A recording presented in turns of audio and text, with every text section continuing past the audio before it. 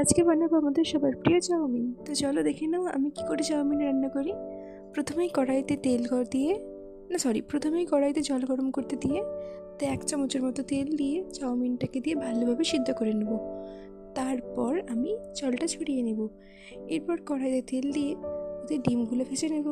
তারপর আবার কড়াইয়ে তেল দিয়ে রসুন কুচি, কাঁচা লঙ্কা কুচি আর আলু দিয়ে ভালোভাবে নাড়াচাড়া করে নিয়ে আলুটাকে ঢাকা দিয়ে দিয়ে সেদ্ধ করে নেব। এরপরে দেবো ওতে বাঁধাকপি আর পেঁয়াজটাকে একসাথে দিয়ে ভালোভাবে নেড়ে নেব। এরপর ওতে দিয়ে দেবো চাউমিন দেবার পর ওপর থেকে দেবো লবণ আর দেবো চাউমিন মশলা। তারপর সবার শেষে দেবো ডিমগুলোকে একটু ছড়িয়ে ছড়িয়ে দেবো আর সোয়া সস দিয়ে ভালোভাবে মিশিয়ে নিলেই রেডি হয়ে যাবে আমাদের চাউমিন। তো আমি তো সস দিয়ে চাউমিন খেতে থাকি, তোমরা ততক্ষণে চ্যানেলটা সাবস্ক্রাইব করে দাও।